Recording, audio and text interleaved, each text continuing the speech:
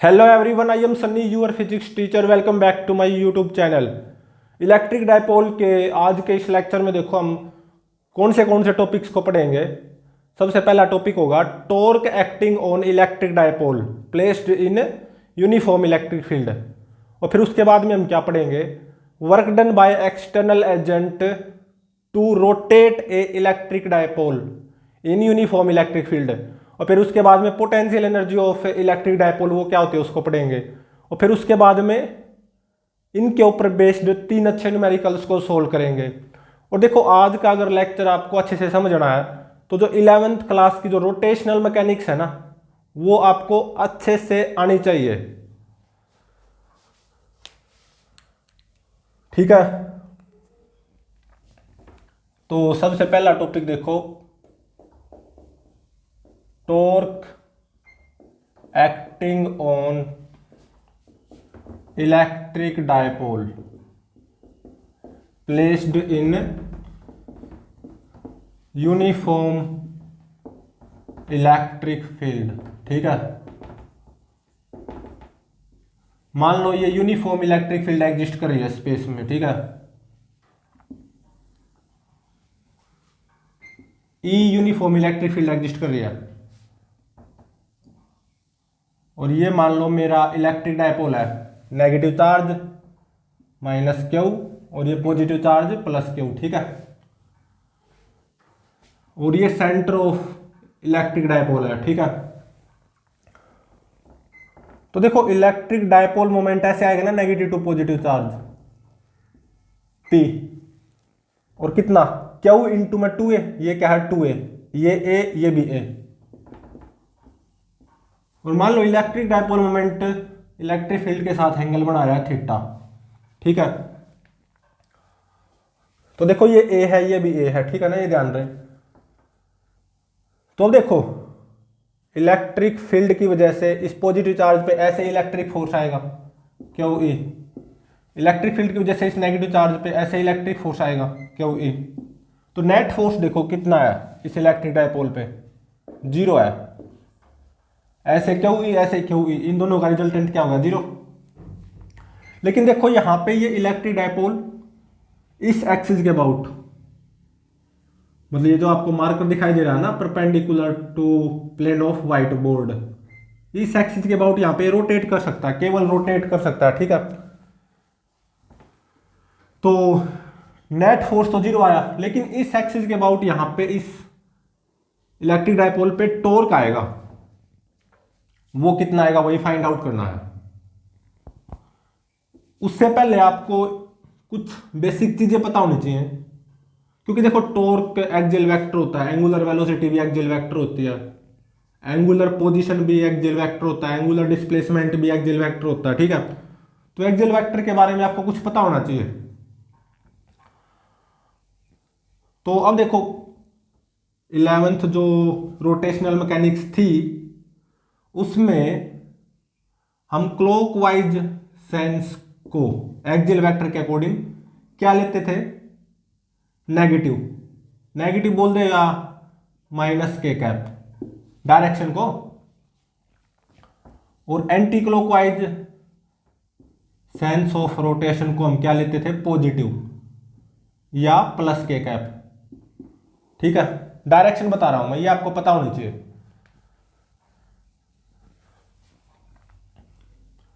तो अब देखो ये जो क्यू ई इलेक्ट्रिक फोर्स आया ना इस पॉजिटिव चार्ज पे, इसकी line of action of force draw कर लो ऐसे ही, इसके ये क्या हो गया परपेंडिकुलर, ये ए और ये एंगल थीटा, तो ये दूरी कितनी आ जाएगी परपेंडिकुलर डिस्टेंस ए साइन थीटा। ऐसे ये भी कितनी आ जाएगी ए साइन थीटा, क्योंकि ये एंगल थीटा हो जाएगा, ये ए, तो ये कितनी आ जाएगी ए साइन थीटा। अब देखो इस इलेक्ट्रिक फोर्स का टॉर्क निकालूंगा मैं about this axis of rotation tau 1, वो कितना आएगा,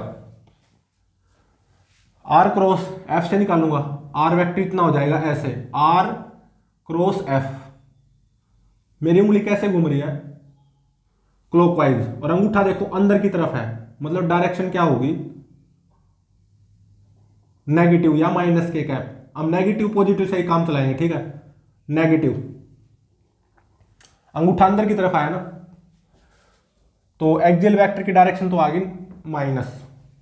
अभी टॉर्क का मैग्नीट्यूड कितना आएगा वो कैसे निकालते हैं? One of the simplest method, line of action of force draw कर ली, एक्सिस ऑफ रोटेशन से line of action of force की परपेंडिकुलर डिस्टेंस निकाल लो, ए साइन थीटा। फोर्स का मैग्नीट्यूड क्यू ई इंटू में ये जो परपेंडिकुलर डिस्टेंस आई है line of action of force की from axis of rotation, a sine theta. अब इस फोर्स का जो टॉर्क आएगा about this axis of rotation tau two, वो निकालो from R cross F. R vector ये आ जाएगा इतना और एफ ये। आर क्रॉस एफ देखो उंगली कैसे घूम रही है, क्लॉकवाइज सेंस में, अंगूठा अंदर की तरफ है, क्लॉकवाइज सेंस में घूमेगी तो अंगूठा अंदर की तरफ ही होगा, तो डायरेक्शन आ गई नेगेटिव। अब इस टॉर्क का मैग्नीट्यूड क्या होगा? फोर्स का मैग्नीट्यूड क्यू ई इंटू में ये जो line of action of force है ना, इसकी perpendicular distance from axis of rotation, वो क्या होगी? A sine theta. तो अब देखो net torque on this electric dipole about this axis of rotation, वो क्या आ गया? Tau one plus tau two, सीधी सी बात है। तो ये कितना आ गया? Minus q two a E sine theta, इतना आ गया, ठीक है। और ये एक्सियल वेक्टर के अकॉर्डिंग आएगा, ठीक है ना, ये ध्यान रहे। ये केवल टॉर्क का मैग्नीट्यूड नहीं है, ये टॉर्क है, ठीक है। तो ये कितना आ गया? माइनस क्यू इंटू में टू ए क्या है? Dipole moment p, dipole moment का मैग्नीट्यूड इंटू में ई, इलेक्ट्रिक फील्ड का मैग्नीट्यूड साइन थीटा। तो ये minus P E sine theta आ गया, ठीक है।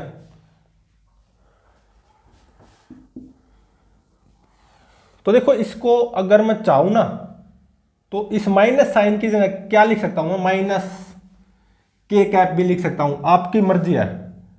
तो minus P E sine theta K cap, आप इसको ऐसे भी लिख सकते हो, ठीक है।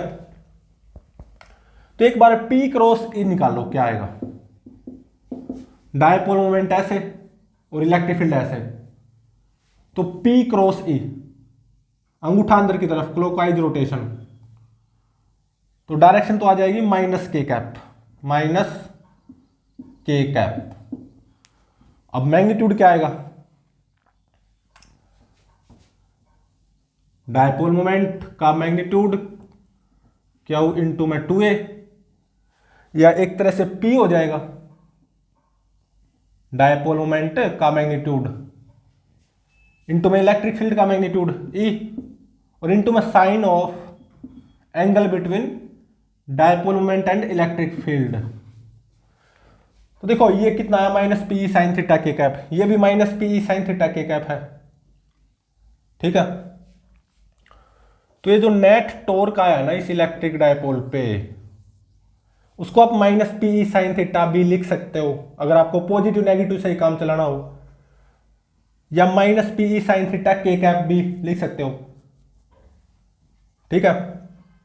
माइनस की जगह माइनस के कैप लिख दो। माइनस का मतलब और माइनस के कैप सेम ही होता है, ठीक है। आपके ऊपर है, आप माइनस प्लस माइनस से काम चलाना चाहते हो या प्लस के कैप माइनस के कैप से, ठीक है।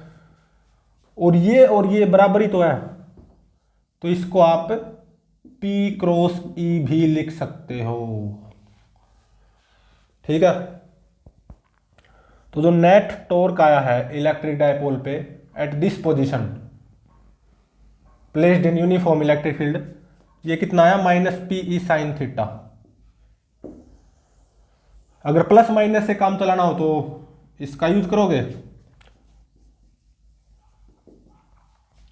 अगर प्लस के कैप माइनस के कैप का यूज करना हो तो किसका यूज करोगे? पी क्रॉस ई। बात सेम है भाई, बात सेम है, कोई डिफरेंट नहीं है, कोई डिफरेंस नहीं है, ठीक है।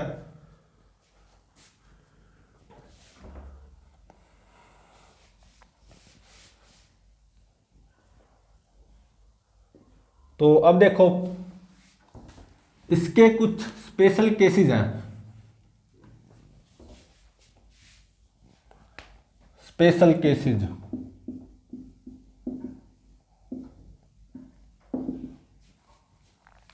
जब थीटा 0 होगा तो वो पोजीशन होगी स्टेबल इक्विलिब्रियम पोजीशन। पहली बात तो इक्विलिब्रियम पोजीशन होगी, मतलब नेट टॉर्क 0 आएगा, और ऊपर से वो equilibrium position stable equilibrium position होगी। वो कैसे? तो देखो ऐसे यूनिफॉर्म इलेक्ट्रिक फील्ड एग्जिस्ट कर रही है, ठीक है। ये एक इलेक्ट्रिक डायपोल है, ठीक है ना, ये सेंटर होगा डायपोल का। तो देखो नेगेटिव टू पॉजिटिव चार्ज होगी ना direction of electric dipole moment P। Electric dipole moment कितना? ऐसे, और P Q इंटू में 2a, ठीक है। तो देखो इलेक्ट्रिक डायपोल मोमेंट और इलेक्ट्रिक फील्ड के बीच में एंगल यहां पे कितना है? थीटा 0। तो थीटा 0 हुआ तो नेट टॉर्क कितना आ जाएगा इस इलेक्ट्रिक डायपोल पे? साइन 0 0 0 आ गया। अब ये इक्विलिब्रियम पोजीशन तो है क्योंकि नेट टॉर्क 0 आया, लेकिन ये स्टेबल इक्विलिब्रियम पोजीशन होगी। वो कैसे? अगर आप इसको थोड़ा सा डिस्टर्ब करोगे ना, डिस्टर्ब, जैसे आपने इसको थोड़ा सा ऐसे डिस्टर्ब कर दिया, मान लो कुछ ऐसे डिस्टर्ब कर दिया, ऐसे था आराम से रखा हुआ था और रखा भी रहेगा, नेट फोर्स भी 0, नेट टॉर्क भी 0, नेट फोर्स तो 0 रहेगा ये, ठीक है। इसको थोड़ा सा ऐसे डिस्टर्ब कर दिया और छोड़ दिया, तो देखो इस पोजीशन पे इस पे टॉर्क कैसे आएगा? थीटा ये होगा ना, डायपोल मोमेंट की डायरेक्शन ये हो जाएगी थीटा ये, और ये थीटा क्या है? एंटी क्लॉकवाइज, मतलब पॉजिटिव। तो साइन थीटा क्या आएगा यहां पे? पॉजिटिव। तो नेट टॉर्क क्या आ जाएगा? नेगेटिव। तो इस डिस्टर्ब पोजीशन पे नेट टॉर्क नेगेटिव आएगा, ठीक है। P क्रॉस E से ही निकाल लो इस डिस्टर्ब पोजीशन पे net torque, P cross E, अंगूठा अंदर की तरफ क्लॉकवाइज, तो टॉर्क कितना आया? नेगेटिव या क्लॉकवाइज सेंस में।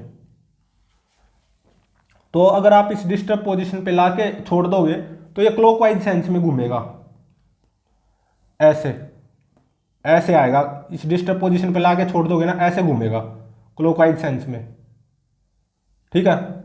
मतलब ये जो थीटा इज इक्वल टू 0 वाली जो इक्विलिब्रियम पोजीशन थी ना, उसकी तरफ आने की टेंडेंसी होगी, क्योंकि इस पोजीशन पे, इस डिस्टर्ब पोजीशन पे टॉर्क क्या आया है?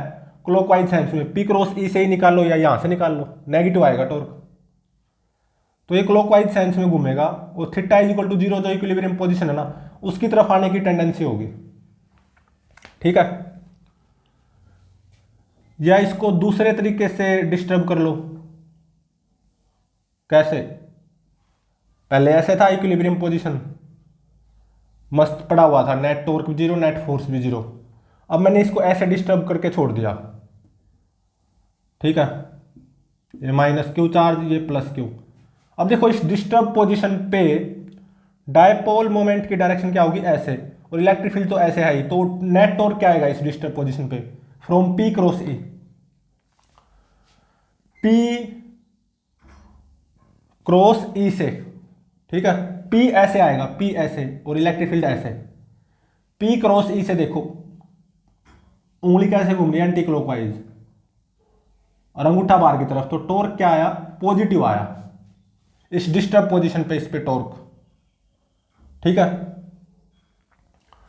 तो इसका मतलब इस डिस्टर्ब पोजीशन पे लाके इसको मैं छोड़ दूंगा ना, तो ये एंटी क्लॉकवाइज सेंस में रोटेट करेगा, और इसकी टेंडेंसी होगी,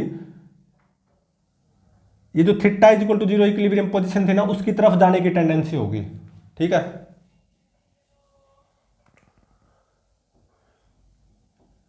तो इसका मतलब theta is equal to zero, ये जो पोजीशन है इसको मैं स्टेबल इक्विलिब्रियम पोजीशन क्यों बोल रहा हूं? पहली बात तो इस पे नेट टॉर्क जीरो है, इक्विलिब्रियम पोजीशन है, theta is equal to zero, net force तो जीरो रहना ही है। लेकिन इसको स्टेबल इक्विलिब्रियम पोजीशन क्यों बोल रहा हूं? इससे थोड़ा सा भी अगर आप इसको डिस्टर्ब करोगे ना, ऐसे या ऐसे, ऐसे किया तो इसकी टेंडेंसी होगी ऐसे आने की, ठीक है, क्लॉकवाइज घूमने की, ऐसे आ जाएगा, फिर ऐसे आ जाएगा, मतलब कहने की बात है इसकी टेंडेंसी होगी theta is equal to zero equilibrium position पे आने की। ऐसे करके छोड़ोगे तो अगेन इसकी टेंडेंसी होगी theta is equal to zero equilibrium position पे आने की, ठीक है, एंटी क्लॉकवाइज रोटेट करके। तो इसके आजू बाजू की जो डिस्टर्ब्ड पोजीशन है वहां से अगर आप इसको छोड़ोगे तो उसकी टेंडेंसी रहेगी theta is equal to zero equilibrium position पे आने की। इसलिए मैं बोल रहा हूं theta is equal to zero, कौन सी इक्विलिब्रियम पोजीशन है? स्टेबल इक्विलिब्रियम पोजीशन, ठीक है। अब देखो theta is equal to pi, ये क्या होगी? Unstable equilibrium position.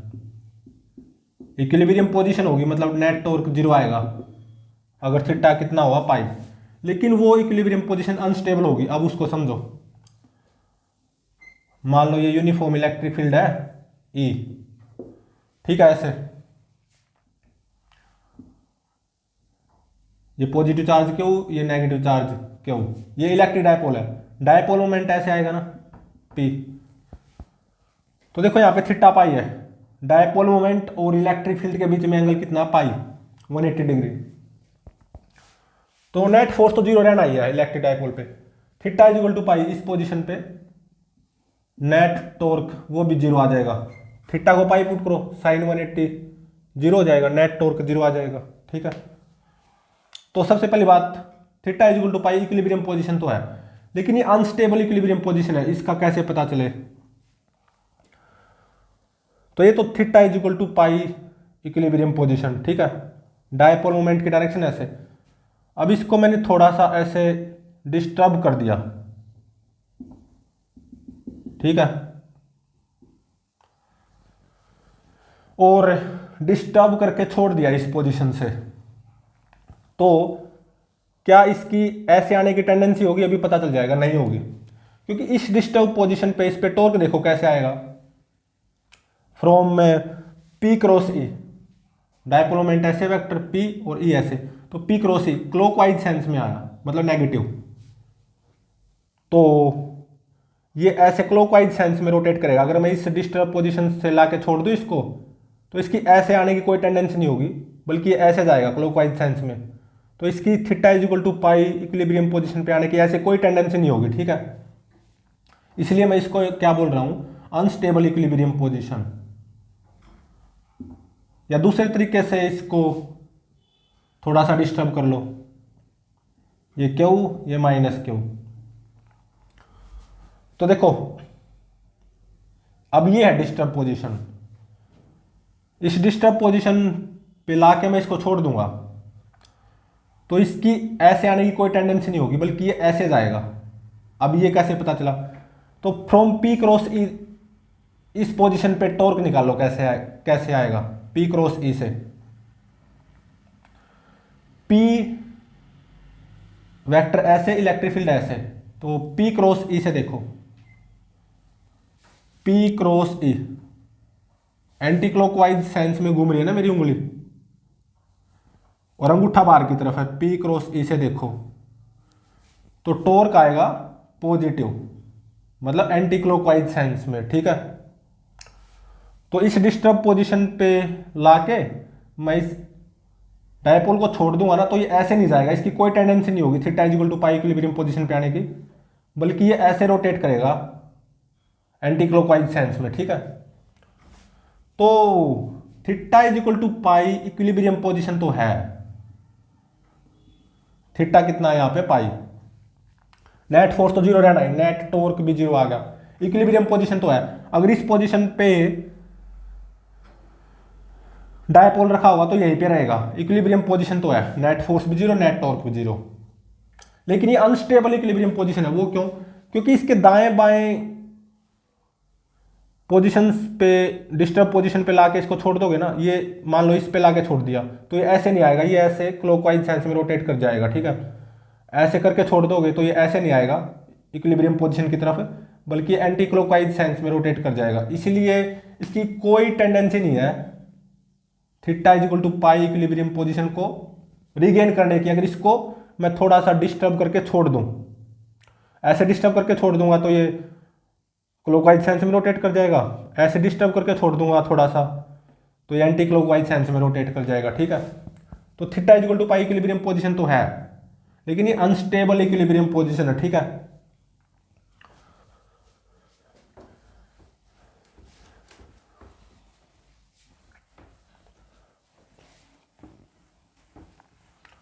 तो देखो कुछ इंपॉर्टेंट चीजें हैं यहां पे, इंपॉर्टेंट थिंग्स, ठीक है। तो देखो मान लो ये यूनिफॉर्म इलेक्ट्रिक फील्ड एग्जिस्ट कर रही है, ठीक है। और ये मेरा इलेक्ट्रिक डायपोल है, ये माइनस क्यू चार्ज, ये प्लस क्यू चार्ज, ठीक है। डायपोल मोमेंट ऐसे आया ना, P, negative to positive charge होता है। तो अब देखो एक केस तो ये है, ठीक है। तो मान लो ये एंगल कितना हो गया 45 डिग्री, और मतलब यहां पे थीटा 45 डिग्री माना जाएगा, ठीक है ना। इलेक्ट्रिक फील्ड का इलेक्ट्रिक डायपोल मोमेंट के साथ एंगल देखो ऐसे आया ना, मतलब ऐसे एंगल आया ना, मतलब एंटी क्लॉकवाइज सेंस में, तो थीटा को पॉजिटिव माना जाएगा प्लस 45 डिग्री। और देखो कुछ ऐसा हो, ये पॉजिटिव चार्ज, ये नेगेटिव चार्ज, डायपोल मोमेंट ऐसे आएगा पी, इलेक्ट्रिक फील्ड ऐसे ई। तो इलेक्ट्रिक फील्ड के साथ डायपोल मोमेंट का ये एंगल मान लो यहाँ पे 135 डिग्री है। तो इलेक्ट्रिक फील्ड के साथ डायपोल मोमेंट का एंगल देखो एंटी क्लॉकवाइज सेंस में है, तो थीटा को पॉजिटिव माना जाएगा 135 डिग्री, प्लस 135 डिग्री, ठीक है। और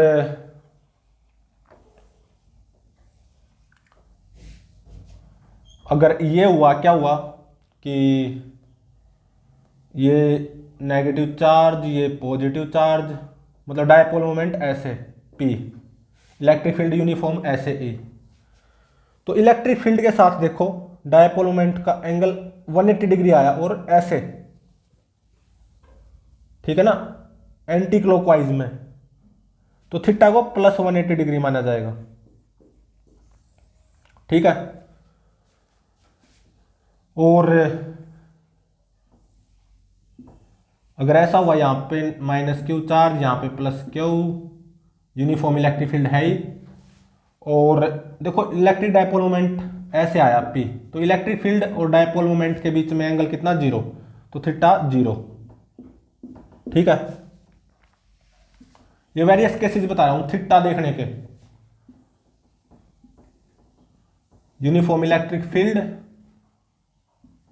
मान लो यहाँ पे माइनस क्यू चार्ज और यहाँ पे प्लस क्यू चार्ज, तो देखो डायपोल मोमेंट ऐसे आया है कितना पी।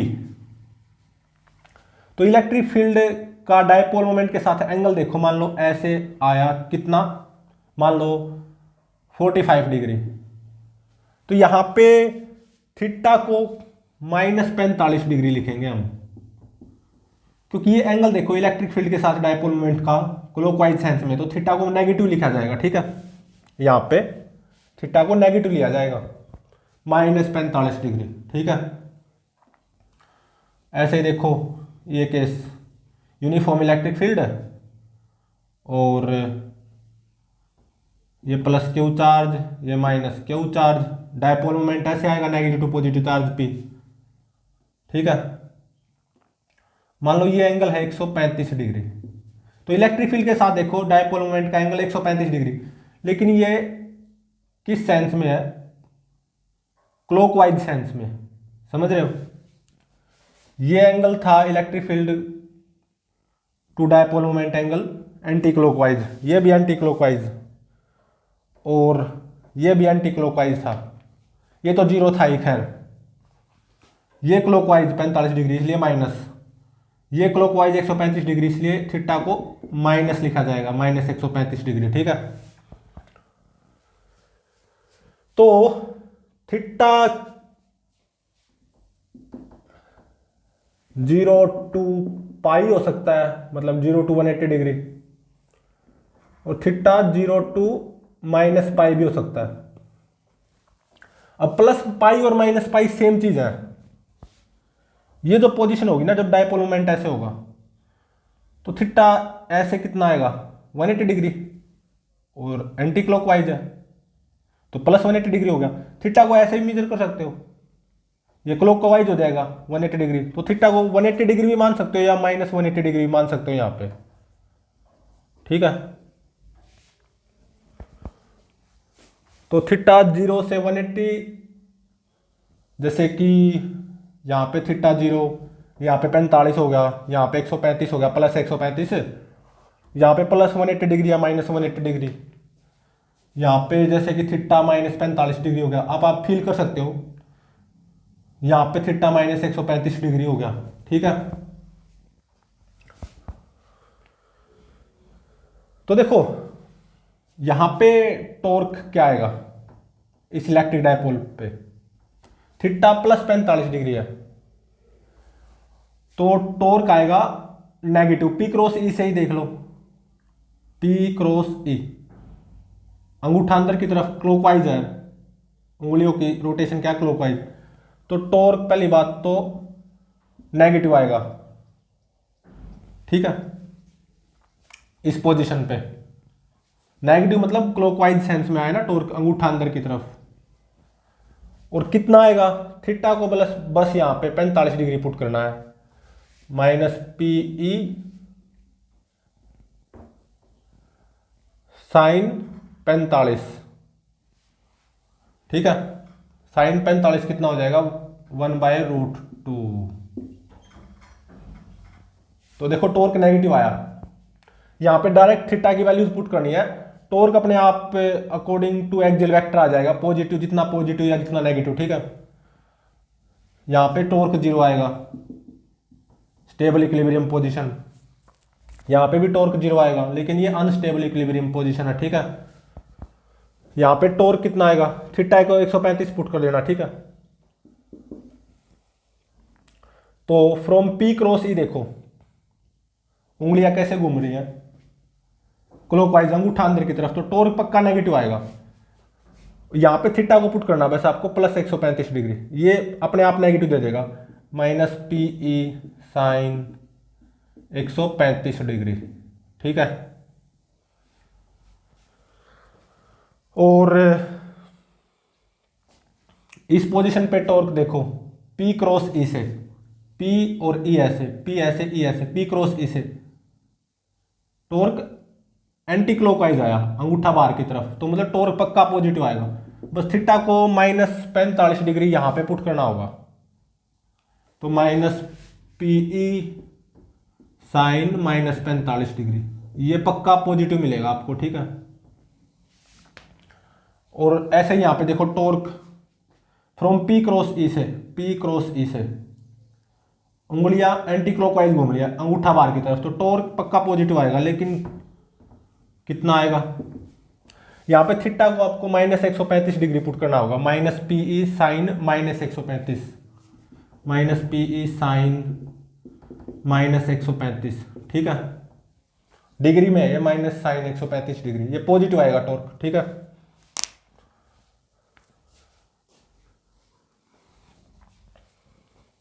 तो torque acting on electric dipole placed in uniform electric field, वो कितना होगा, माइनस पी साइन थीटा लिख सकते हो, या पी क्रॉस ई भी लिख सकते हो, बात एक ही है, ठीक है। और थीटा की वैल्यू 0 से पाई हो सकती है, 0 से minus pi.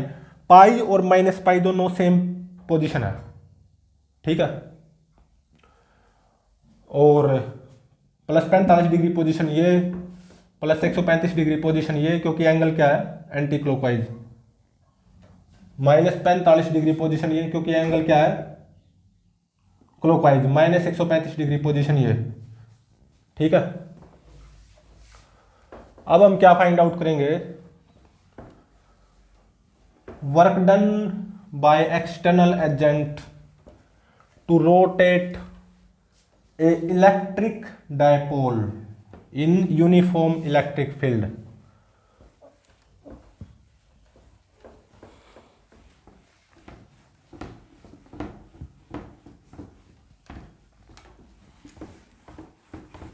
Work done by external agent to rotate a electric dipole which is placed in uniform electric field.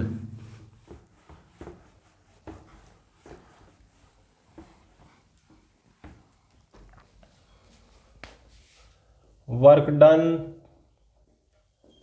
by external agent to rotate electric dipole which is placed in uniform electric field. अब इसके derivation को drive करेंगे।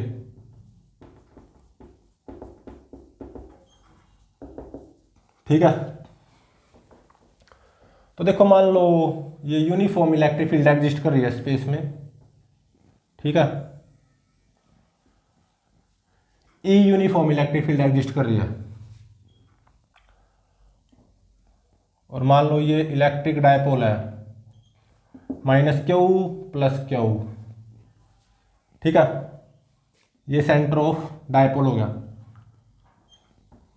ये angle मान लो θ1 है, और यहां पे डायपोल मोमेंट मान लो P है। डायपोल मोमेंट का जो मैग्नीट्यूड है वो मान लो P है, ठीक है, विच विल बी क्यू इनटू में 2a, और 2a ये होती है, ये हमें पता है, ठीक है ना। ये क्या मेरा electric dipole, combination of equal and opposite charges.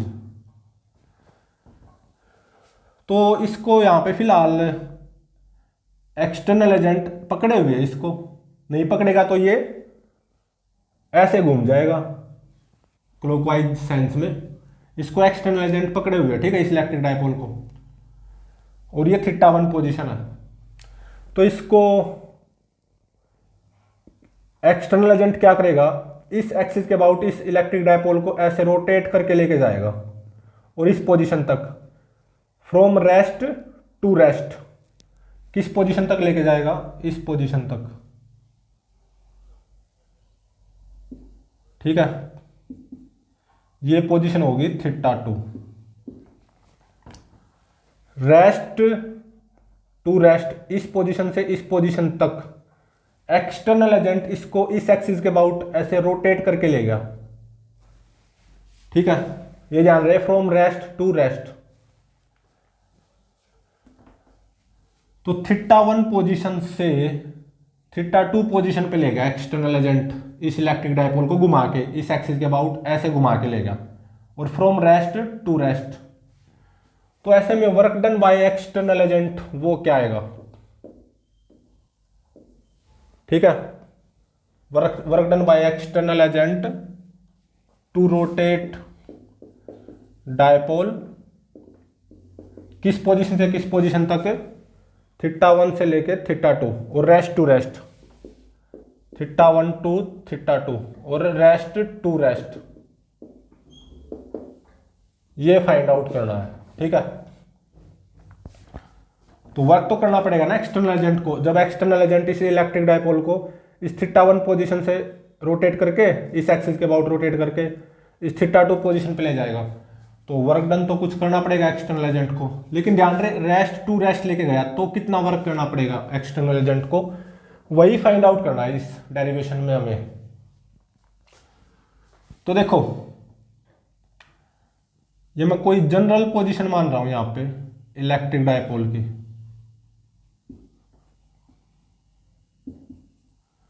ये एंगल कितना मान लो थीटा। ठीक है, ये जनरल पोजीशन है। ठीक है,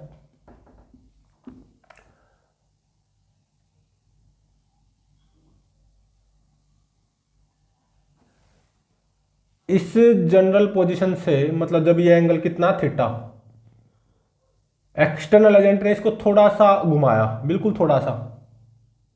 ठीक है, कितने एंगल से, डी थीटा एंगल से। ठीक है, इस पोजीशन से इस पोजीशन तक थोड़ा सा घुमाया एक्सटर्नल एजेंट ने इस इलेक्ट्रिक डायपोल को by very small angle D theta, और ऐसे घुमाया है, कैसे, एंटी क्लॉकवाइज सेंस में। ठीक है, तो देखो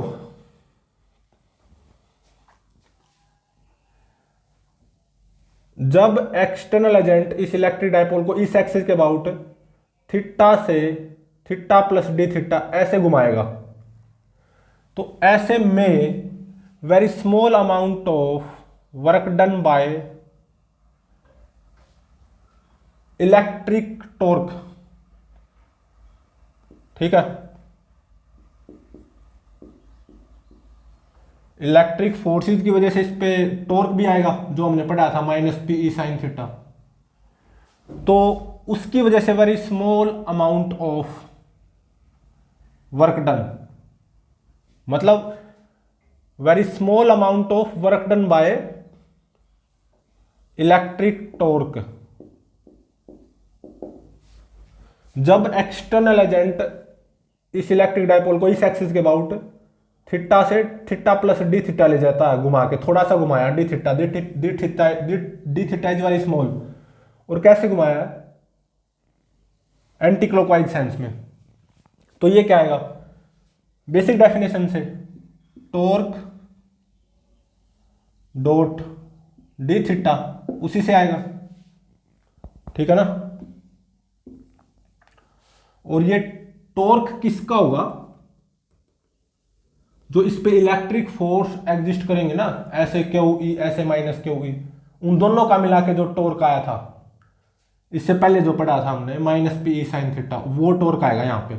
क्योंकि इलेक्ट्रिक फोर्स की वजह से जो टॉर्क पड़ेगा ना, उसके द्वारा very small amount of work done, जब ये इलेक्ट्रिक डायपोल थीटा से D theta plus D theta तक जाएगा, मतलब ऐसे एंटी क्लॉकवाइज सेंस में वेरी स्मॉल रोटेट होगा बाय डी थीटा, तो वो जो इलेक्ट्रिक टॉर्क बनेगा उसके द्वारा very small amount of work done, इसी से निकालेंगे हम। ठीक है, तो एट थीटा पोजीशन टॉर्क क्या आएगा, इलेक्ट्रिक फोर्स की वजह से टॉर्क है पी ई साइन थीटा। और कैसे आएगा, ये तो टॉर्क का मैग्नीट्यूड आया। ठीक है, इस टॉर्क का magnitude p E sine theta, electric force के टॉर्क का magnitude at theta position p E sine theta, और from p cross E, p, ठीक है ना, फ्रॉम पी क्रॉस ई, वो कैसे आया, उंगली कैसे घूम रही है, क्लॉकवाइज सेंस में, अंगूठा अंदर की तरफ, तो ये आया क्लॉकवाइज सेंस में, मैग्नीट्यूड इतना आया, डायरेक्शन क्या होगी क्लॉकवाइज, मतलब नेगेटिव या माइनस के कैप। ठीक है, और इसकी एंगुलर डिस्प्लेसमेंट वेरी स्मॉल, वो क्या है डी थीटा, और कैसे, एंटी क्लॉकवाइज सेंस में। ठीक है, डी थीटा एंगुलर डिस्प्लेसमेंट का मैग्नीट्यूड, और डी थीटा एंगुलर डिस्प्लेसमेंट ये एंटी क्लॉकवाइज सेंस में है। तो जब एक्सटर्नल एजेंट इस इलेक्ट्रिक डायपोल को इस एक्सिस के अबाउट थीटा से theta plus D theta position पे ले जाएगा, मतलब एंटी क्लॉकवाइज सेंस में, थोड़ा सा रोटेट करवा के बाय एंगल डी थीटा। तो इतने में जो इलेक्ट्रिक टॉर्क के द्वारा very small amount of work done आएगा फ्रॉम दिस डेफिनेशन, वो क्या आएगा, इलेक्ट्रिक टॉर्क का मैग्नीट्यूड, इलेक्ट्रिक फोर्स की वजह से जो टॉर्क बनेगा उसका magnitude P E sine theta, into में जो वो थोड़ी सी डिस्प्लेसमेंट हुई है एंटी क्लॉकवाइज सेंस में, एंगुलर डिस्प्लेसमेंट हुई है, उसका मैग्नीट्यूड डी थीटा। और देखो टॉर्क, इलेक्ट्रिक फोर्स का टॉर्क वो क्लॉकवाइज सेंस में, और angular displacement very small D theta वो एंटी क्लॉकवाइज सेंस में। तो इन दोनों के बीच में एंगल कितना आएगा, 180 डिग्री। तो कोस 180 मतलब -1। तो ये आ गया। जब एक्सटर्नल एजेंट इस इलेक्ट्रिक डायपोल को इस एक्सिस के अबाउट थीटा से D theta plus D theta पे रोटेट करवा के ले जाता है, मतलब एंटी क्लॉकवाइज सेंस में थोड़े से एंगल से रोटेट करवाया बाय डी थीटा, तो इतने में जो इलेक्ट्रिक फोर्स की वजह से जो टॉर्क आएगा ना, उसके द्वारा very small amount of work done, वो इतना आएगा। ठीक है,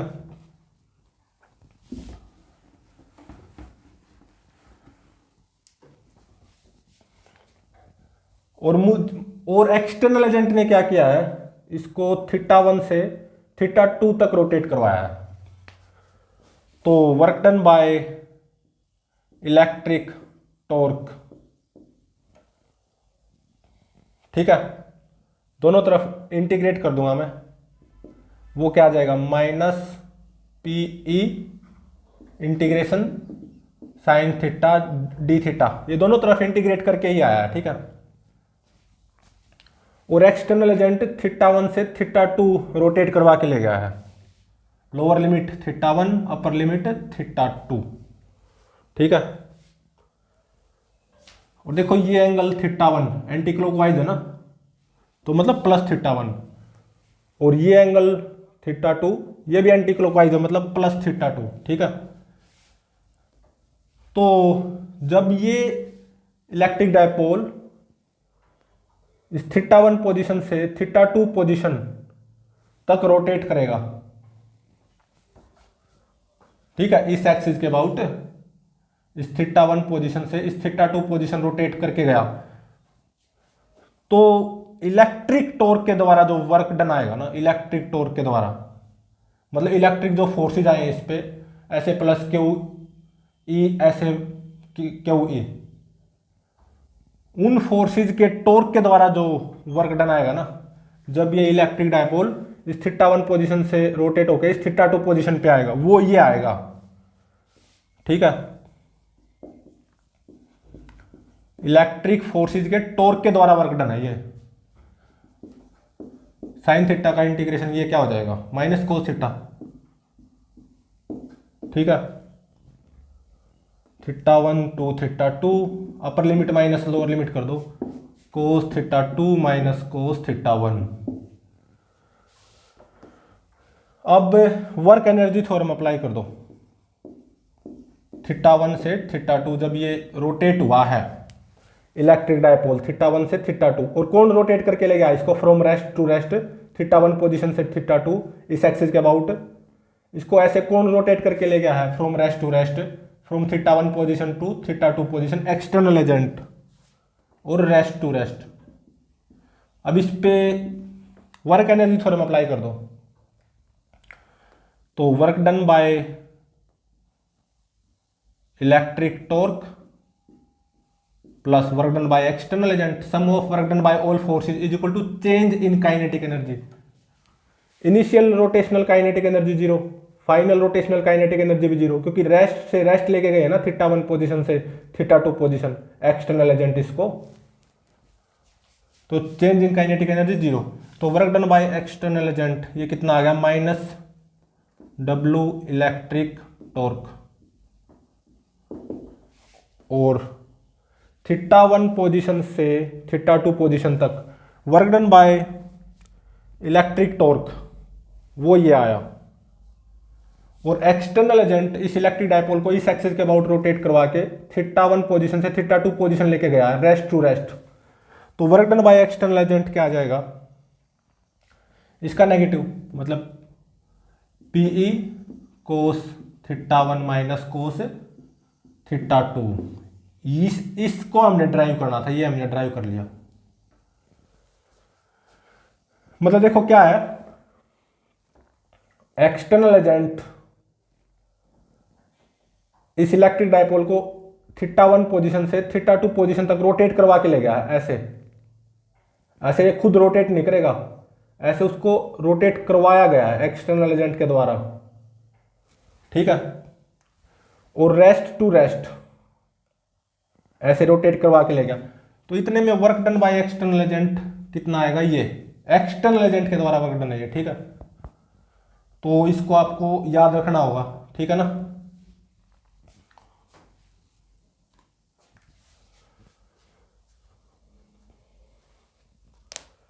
तो अब देखो, अब हम क्या निकालेंगे, potential energy of electric dipole, ठीक है।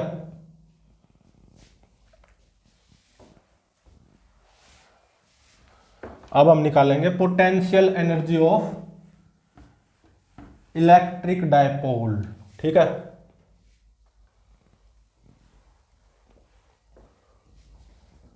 Electric dipole uniform electric field में रखा हुआ होगा, ठीक है। तो उसकी पोटेंशियल एनर्जी फाइंड आउट करेंगे किसी पोजीशन पे, potential energy of electric dipole placed in uniform electric field, ठीक है। ऐसे मान लो uniform electric field E exist कर रही है, ठीक है।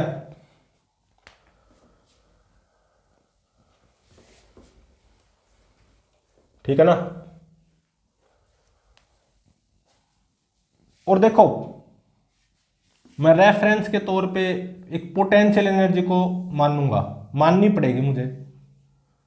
जब इलेक्ट्रिक डायपोल की हालत ये हो,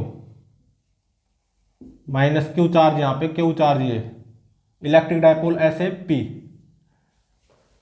इलेक्ट्रिक डायपोल मोमेंट ऐसे P, negative to positive charge, और ये कितना होगा, क्यू इंटू में 2a, ये सेपरेशन कितनी 2a, और ऐसे ई इलेक्ट्रिक फील्ड एग्जिस्ट कर रही है, ठीक है। और ये थीटा, ये एंगल कितना हो गया 90 डिग्री, प्लस 90 डिग्री। तो इस पोजीशन पे जो पोटेंशियल एनर्जी होगी ना इस इलेक्ट्रिक डायपोल की, वो मैं 0 मान के चलूंगा रेफरेंस के तौर पे। जब थीटा कितना होगा, प्लस 90 डिग्री, ये ध्यान रहे, जब डायपोल की ये पोजीशन होगी, मतलब इलेक्ट्रिक डायपोल मोमेंट ऐसे आए इलेक्ट्रिक फील्ड के परपेंडिकुलर और ऐसे, ये ध्यान रहे, ठीक है। तो इस पोजीशन पे इलेक्ट्रिक डायपोल की मैं जो पोटेंशियल एनर्जी मान के चलूंगा ना रेफरेंस के तौर पे, मैं वो 0 मान के चलूंगा, ठीक है। और देखो,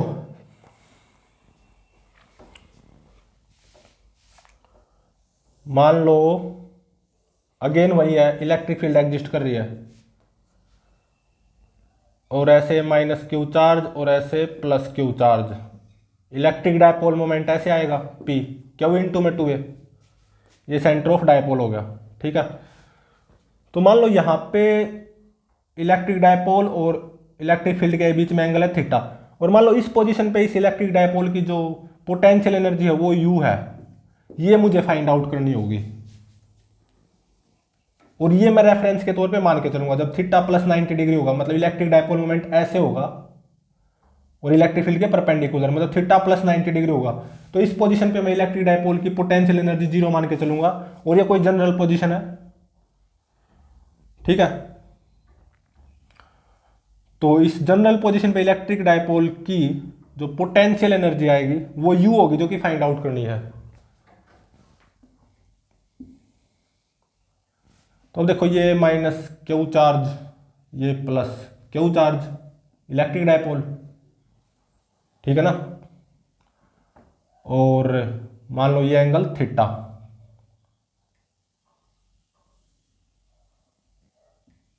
और इसको रोटेट करवाया मैंने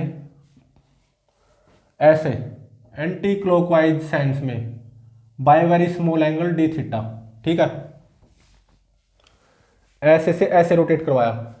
और इस पोजीशन पे मतलब जब ये एंगल थीटा मतलब इस पोजीशन पे इलेक्ट्रिक डायपोल की मान लो पोटेंशियल एनर्जी है यू,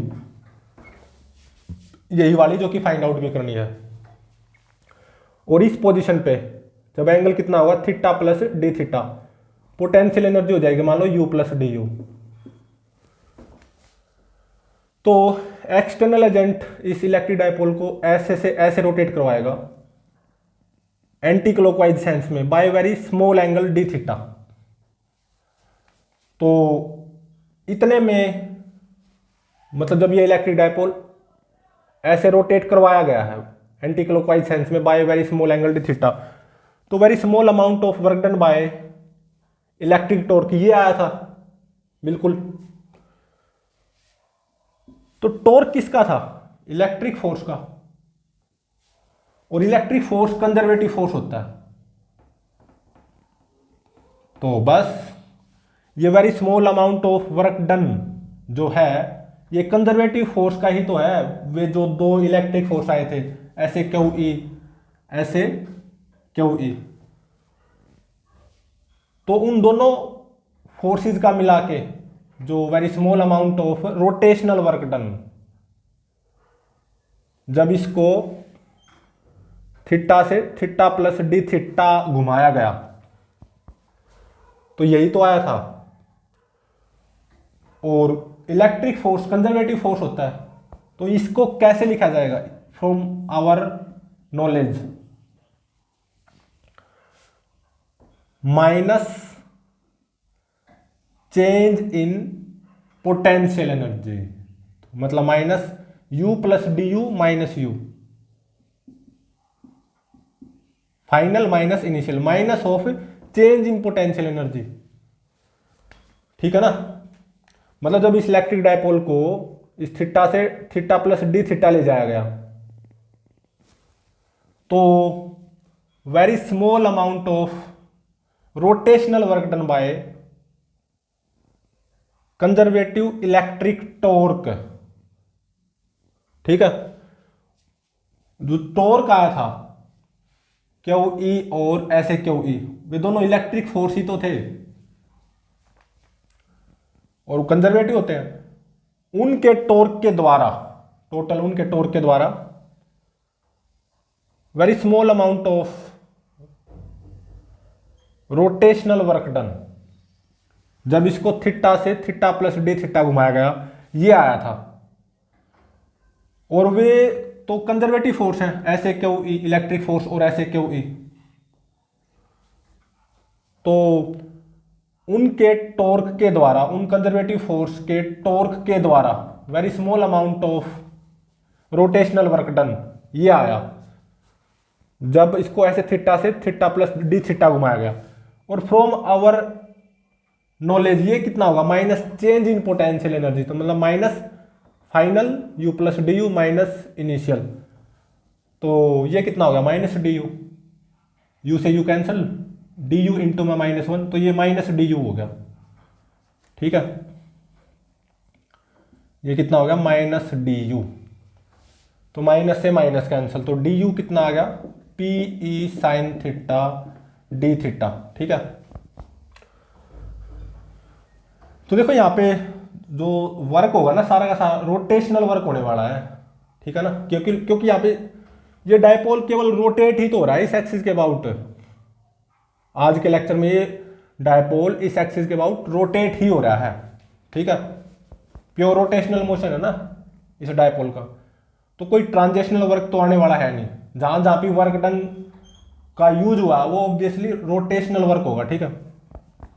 तो डी यू आ गया P E sine theta d theta, दोनों तरफ इंटीग्रेट कर दो। तो जब थीटा 90 डिग्री तो पोटेंशियल एनर्जी वो कितनी? जीरो, रेफरेंस के तौर पे। और जब थीटा थीटा तो potential energy you electric dipole की। तो इंटीग्रेशन को सोल्व कर लो, पी ई साइन थीटा का इंटीग्रेशन क्या हो जाएगा? माइनस कोस थीटा, थीटा की लिमिट्स क्या है, lower limit 90 degree, upper limit theta, तो ये आ गया minus P E cos theta minus cos 90, तो ये minus P E cos theta ही आ जाएगा। अब इसको क्या लिखूंगा मैं, माइनस पी डॉट ई, ऐसे लिख सकता हूं ना, पी ई कोस थीटा क्या हो जाएगा, p dot E, minus sine आ गया है। ठीक है, तो मैंने क्या मानना है, ये जो पोजीशन है जब थीटा प्लस 90 डिग्री है, मतलब इलेक्ट्रिक डायपोल मोमेंट ऐसे है, तो इस पोजीशन पे इलेक्ट्रिक डायपोल की पोटेंशियल एनर्जी जीरो मानिए, रेफरेंस के तौर पे ऐसा ही मानते हैं। तो ये जो जनरल पोजीशन है जब थीटा थीटा है, इट में भी पॉजिटिव इट में भी नेगेटिव, थीटा में भी पॉजिटिव थीटा में भी नेगेटिव। ठीक है, मैंने पहले ही बताया थीटा 0 से पाई हो सकता है और 0 से माइनस पाई भी हो सकता है। हाँ, पाई और माइनस पाई दोनों पोजीशन सेम ही होती है। तो इस जनरल पोजीशन पे जो इलेक्ट्रिक डायपोल की जो पोटेंशियल एनर्जी आई है ना, वो आई है माइनस पी कोस थीटा या माइनस पी डॉट ई। ठीक है, और अब हम इसका ग्राफ बनाएंगे, पोटेंशियल एनर्जी वर्सेस थीटा। ठीक है, यू वर्सेस थीटा ग्राफ बनाएंगे अब हम। तो ये पाई बाय 2 मतलब 90 डिग्री, ये एंगल थीटा पाई, ये माइनस पाई बाय 2 और ये माइनस पाई। इसका जो ग्राफ आएगा u is equal to minus P equal theta, U versus theta graph ये कुछ ऐसा आएगा।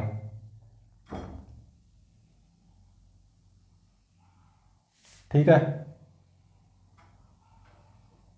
कुछ ऐसा ग्राफ आएगा।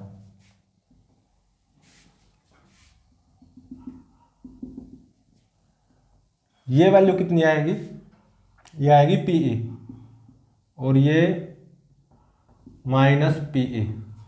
तो देखो पोटेंशियल एनर्जी मिनिमम वो कब है, जब थीटा 0 है, और वो मिनिमम पोटेंशियल एनर्जी क्या, माइनस पी, मतलब स्टेबल इक्विलिब्रियम पोजीशन पे पोटेंशियल एनर्जी मिनिमम है माइनस पी। ठीक है, और अनस्टेबल इक्विलिब्रियम पोजीशन मतलब थीटा पाई या minus pi, unstable equilibrium position पे potential energy of electric dipole will be maximum which will be p. Stable equilibrium position मतलब theta 0, तो theta को 0 पुट करो, कोस 0 1, तो पोटेंशियल एनर्जी आई माइनस पी। और देखो ये जो u आया ना माइनस पी कोस थीटा, तो u वर्सेस थीटा ग्राफ कुछ ऐसा आएगा। ठीक है, प्लॉट करके देख लेना। ठीक है ना, तो unstable equilibrium position plus pi बोल दो या माइनस पाई, बात सेम ही है।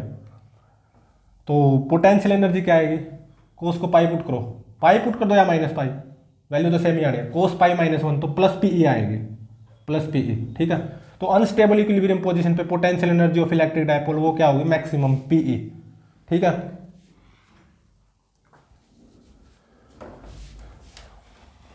तो अब हम 3 न्यूमेरिकल्स को सोल्व करेंगे, 3 अच्छे न्यूमेरिकल्स को।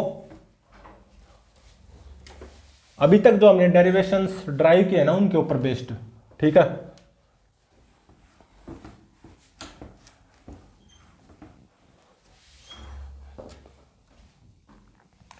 तो देखो फर्स्ट न्यूमेरिकल, इसमें क्या गिवन है, मान लो ये एक्स एक्सिस, ये वाई एक्सिस, मेरे पास एक सिस्टम है 4 पॉइंट चार्जेस का। यहाँ पे एक पॉइंट चार्ज है -3Q, यहाँ पे एक पॉइंट चार्ज है -Q। ठीक है, और यहाँ पे एक पॉइंट चार्ज है 6Q, और एक यहाँ पे पॉइंट चार्ज रखा हुआ है -2Q। 6Q -2Q -3Q -Q, और ये स्केयर के कॉर्नर्स पे रखे हुए हैं 4 पॉइंट चार्ज। ठीक है, स्केयर के कॉर्नर्स पे, साइड लेंथ क्या है a स्केयर की, और Q कितना है 1 कोलॉम्ब गिवन है Q की वैल्यू, और a कितनी गिवन है 1 मिलीमीटर, और यहां पे स्पेस में यूनिफॉर्म इलेक्ट्रिक फील्ड एग्जिस्ट कर रही है 2i cap minus j cap.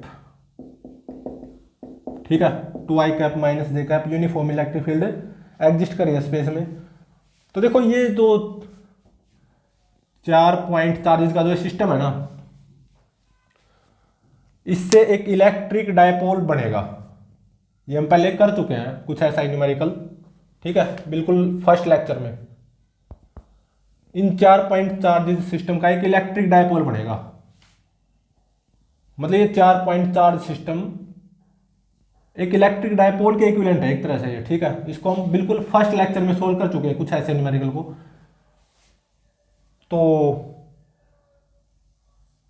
तो इस पोजीशन पे एक तरह से टॉर्क बताओ ऑन दिस इलेक्ट्रिक डायपोल, और इलेक्ट्रिक डायपोल इस पोजीशन पे है, ठीक है। 4 पॉइंट चार्ज सिस्टम का एक यहां पे इलेक्ट्रिक डायपोल बनेगा और ये पोजीशन है, ठीक है। और इलेक्ट्रिक फील्ड यूनिफॉर्म स्पेस में ये गिवन है, Q1 कूलम्ब, A1 मिलीमीटर। ये 4 पॉइंट चार्जेस एक स्क्वायर के कॉर्नर्स पे रखे हुए हैं। तो टॉर्क कितना आएगा on this electric dipole at this position. अब आपको इलेक्ट्रिक डायपोल दिखाई तो नहीं दे रहा, लेकिन फर्स्ट लेक्चर में जाना, ये 4 पॉइंट चार्जेस सिस्टम का एक इलेक्ट्रिक डायपोल बनने वाला है। -Q ऐसे बनेगा। इच्छा है Q को कैसे लिख सकता हूं मैं, ऐसे यहाँ पे +Q और यहाँ पे 2Q और 3Q, 1 2 3 और 3 6, तो -Q+Q का ऐसे इलेक्ट्रिक डायपोल बनेगा। -3Q + 3Q का ऐसे, -2Q और 2Q का ऐसे। उन तीनों का resultant net electric dipole moment आ जाएगा ना। अभी समझ में आ गया। तो इस पोजीशन पे इस इलेक्ट्रिक डायपोल पे जो टॉर्क आएगा वो फाइंड आउट करना है। अब इसको सोल्व करते हैं। तो टॉर्क किसके बराबर होगा? Torque acting on electric dipole placed in uniform electric field P cross E के बराबर होगा। बिल्कुल सही बात है। E तो मेरे को पता है। अब ये जो इलेक्ट्रिक डायपोल बनेगा इससे एक, उसका इलेक्ट्रिक डायपोल मोमेंट P मेरे को पता चल जाए तो बस ये सारा सोल्व हो जाएगा, ठीक है। तो अगेन वही है, 6Q को कैसे लिख सकता हूं, Q 2Q और 3Q -Q + Q, ऐसे इलेक्ट्रिक डायपोल मोमेंट आएगा कितना, Q इंटू में A ऑब्वियसली, -2Q + 2Q, ऐसे इलेक्ट्रिक डायपोल आएगा कितना, 2Q इंटू में A, और -3Q + 3Q electric dipole moment इतना आएगा, ऐसे आएगा। और कितना, 3Q इंटू में दिस दूरी, ये सेपरेशन, तो 3Q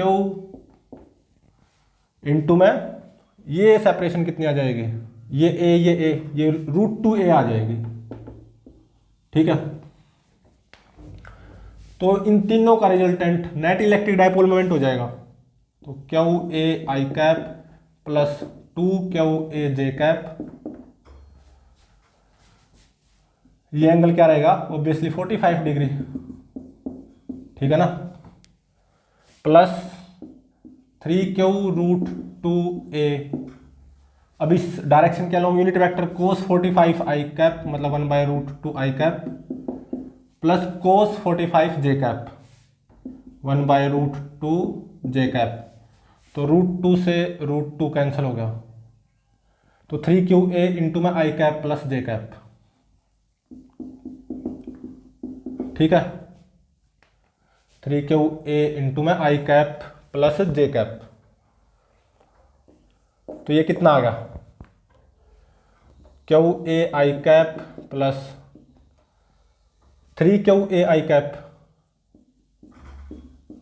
plus 2QA J cap plus 3QA J cap, तो कितना आ गया, 3 और 1 4, 4QA I कैप, 3 और 2 5, 5QA J कैप। तो ये जो 4 पॉइंट चार्जेस का सिस्टम है ना, जो कि स्क्वायर के कॉर्नर्स पे रखे हुए हैं, इसकी वजह से एक इलेक्ट्रिक डायपोल बनाया है और उसका इलेक्ट्रिक डायपोल मोमेंट ये आया है 4QA I cap plus 5QA J cap, ठीक है, ये आ गया।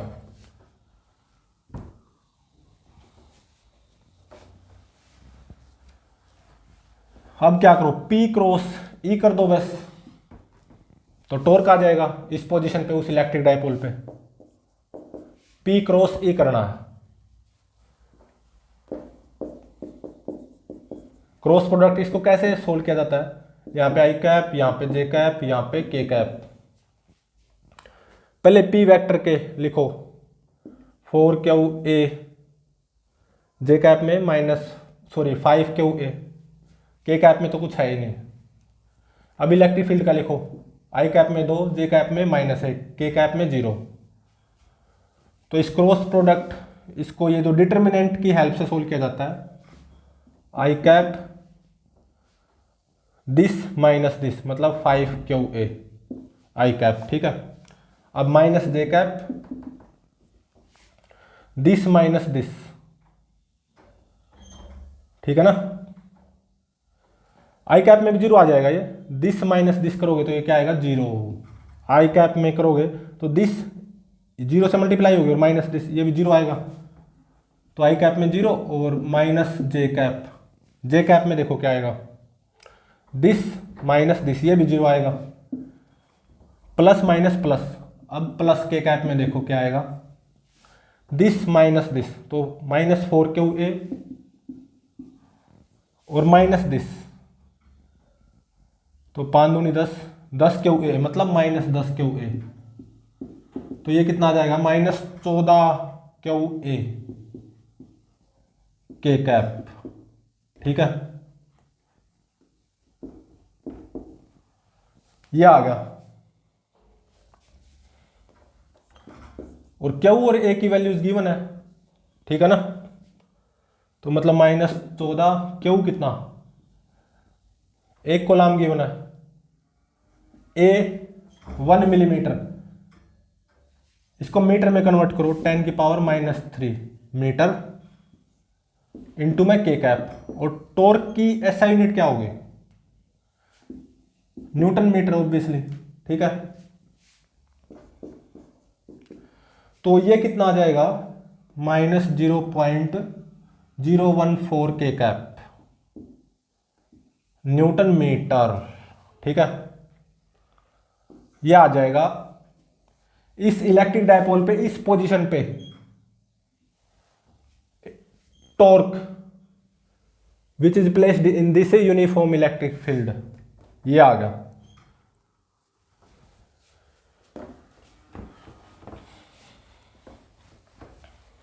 अब देखो सेकंड न्यूमेरिकल,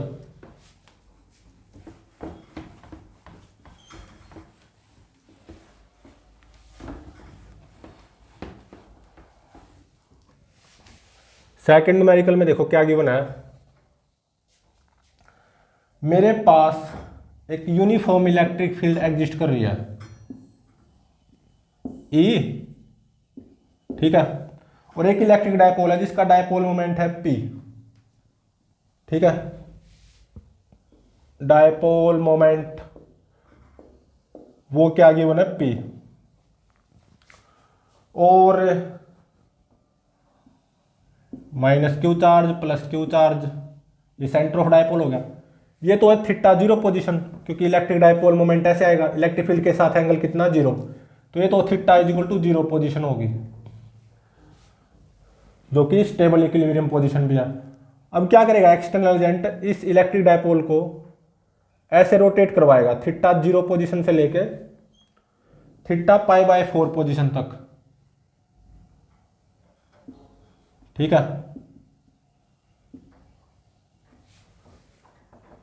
क्या किया,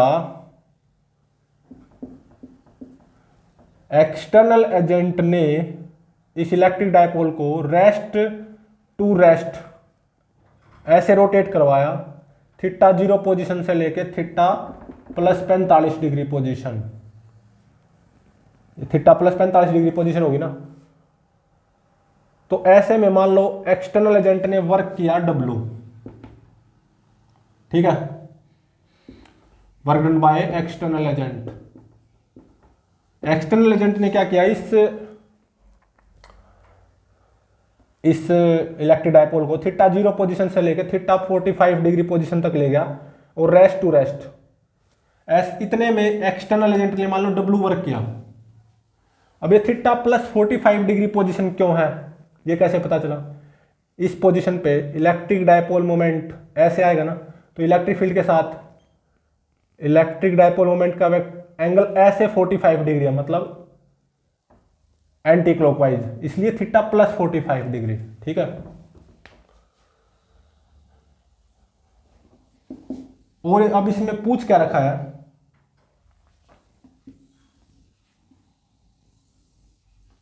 वही यूनिफॉर्म इलेक्ट्रिक फील्ड है ई। ठीक है, तो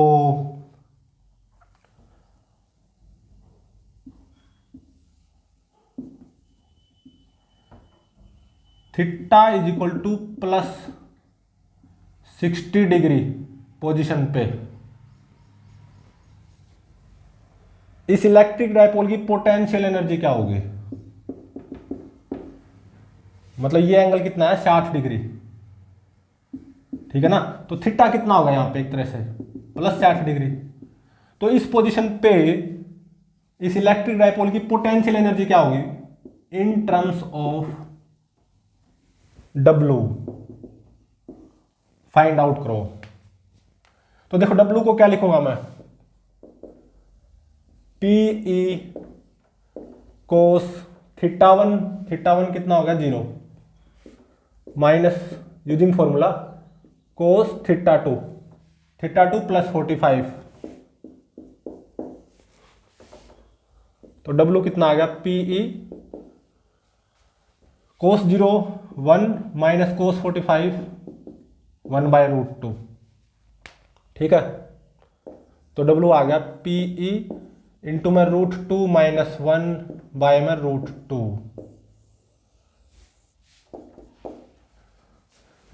एक्सटर्नल एजेंट इस इलेक्ट्रिक डायपोल को इस पोजीशन से इस पोजीशन पे लेके गया ना, तो थीटा 1 0 थीटा 2 प्लस 45। तो ऐसे में एक्सटर्नल एजेंट ने कितना वर्क किया जब वो इस इलेक्ट्रिक डायपोल को इस पोजीशन से इस पोजीशन पे लेके गया, रेस्ट टू रेस्ट W, और इतना वर्क किया। और इस पोजीशन पे इस इलेक्ट्रिक डायपोल की पोटेंशियल एनर्जी वो क्या होगी using formula minus PE cos theta cos 60 degree.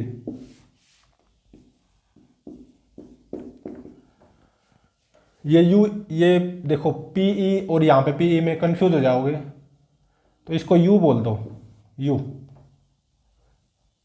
ठीक है, U पोटेंशियल एनर्जी को U से डिनोट करो, क्योंकि या E से इलेक्ट्रिक फील्ड है, P से डायपोल मोमेंट है, कंफ्यूज हो जाओगे। ठीक है,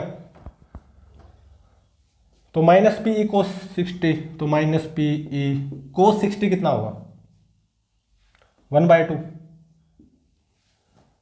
तो ये आ गया माइनस PE/2।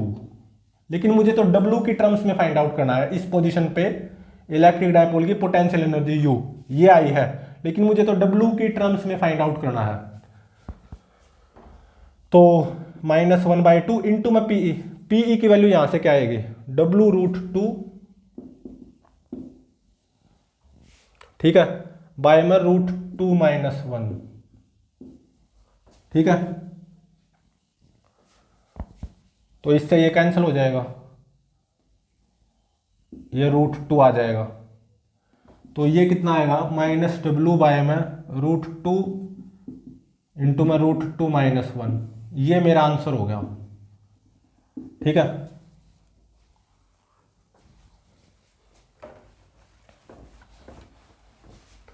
अब देखो आज का थर्ड न्यूमेरिकल, ये और भी अच्छा न्यूमेरिकल है, टेक्निकल न्यूमेरिकल।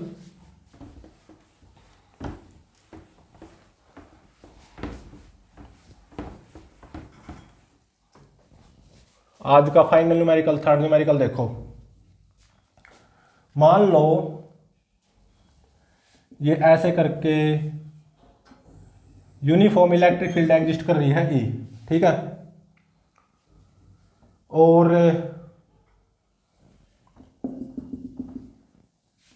मेरे पास एक रोड है, ये रोड का सेंटर ऑफ मास हो गया। इस रोड पे यहां पे माइनस Q चार्ज है, यहां पे प्लस Q। इस रोड की लंबाई है L, रोड की जो लेंथ है वो है L, और इस रोड का जो मास है, यूनिफॉर्म रोड है ये, वो है M। ये L/2, ये L/2, ठीक है। और यहाँ पे रोड के इस एंड पे -Q चार्ज है, इस पे +Q, नेगेटिव पॉजिटिव चार्ज, ठीक है।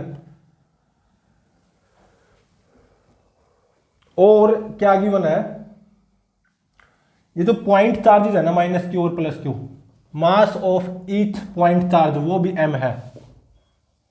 Mass of each point charge, -Q और +Q, ये जो 2 पॉइंट चार्जेज हैं रोड के एंड्स पे, वो भी क्या है, दोनों का मास सेम है M। रोड का खुद का मास भी है M, रोड की ये लंबाई L, ये रोड का सेंटर ऑफ मास हो गया, ठीक है। ये L/2, मतलब ये भी L/2। और ये एंगल कितना गिवन है, 60 डिग्री। तो सबसे पहले तो क्या फाइंड आउट करना है, इस पोजीशन पे जो एंगुलर एक्सेलरेशन आएगा वो फाइंड आउट करो। देखो ये रोड यहां पे केवल रोटेशनल मोशन परफॉर्म करेगी, क्योंकि ये डायपोल बन गया ना, इलेक्ट्रिक डायपोल। इस एक्सिस के अबाउट ये रोड केवल रोटेशनल मोशन परफॉर्म कर सकती है, ऐसे ऐसे करके, ठीक है।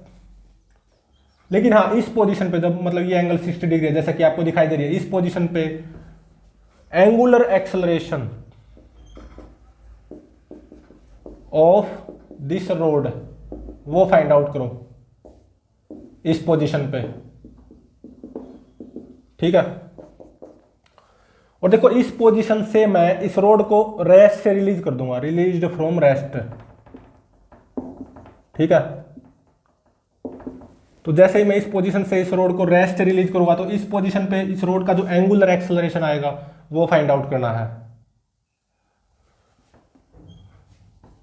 और देखो ये रोड पे इस पोजीशन पे जो टॉर्क आएगा from -PE sin theta, -PE sin theta से, थीटा कितना है, 60 डिग्री, नेगेटिव आएगा टॉर्क। P क्रॉस E से ही देख लो, P क्रॉस E, अंगूठा अंदर की तरफ, क्लॉकवाइज रोटेशन, तो टॉर्क नेगेटिव आएगा, यहां से देख लो चाहे। तो ये रोड को अगर आप इस पोजीशन से रेस्ट से रिलीज करोगे, तो इस रोड पे जो टॉर्क आया from P cross E clockwise आया, उसका मतलब नेगेटिव, ठीक है। अंगूठा अंदर की तरफ आया ना, तो ये रोड ऐसे क्लॉकवाइज घूमेगी, ठीक है। और फोर्सेज क्या आएंगे, इस पॉजिटिव चार्ज पे ऐसे क्यू ई रहेगा, इस नेगेटिव चार्ज पे ऐसे क्यू ई, और दोनों कंजर्वेटिव फोर्स है, इलेक्ट्रिक फोर्स। और ये रोड को मैं इस पोजीशन से रेस्ट से रिलीज करूंगा, तो ये रोड ऐसे घूमेगी क्लॉकवाइज सेंस में। और देखो जो टोटल मैकेनिकल एनर्जी है ना, वो कंजर्व रहेगी, mechanical energy constant. Potential energy का फॉर्मूला क्या है, -PE cos थीटा।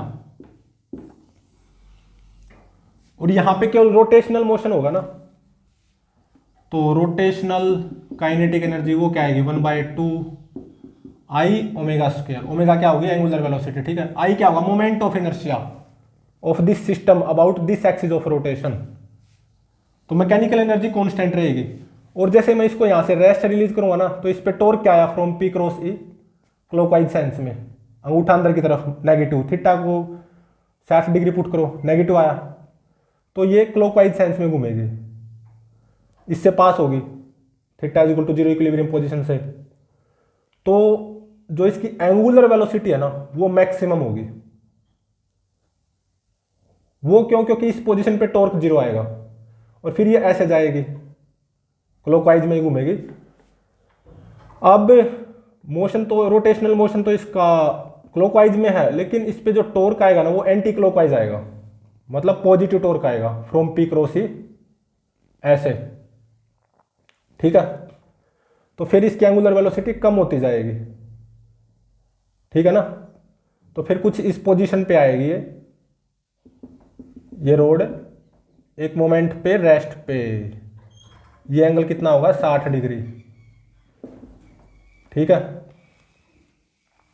तो यहां से मैंने इसको रेस्ट से रिलीज किया था, इस पोजीशन से, एंगुलर वेलोसिटी बढ़ी,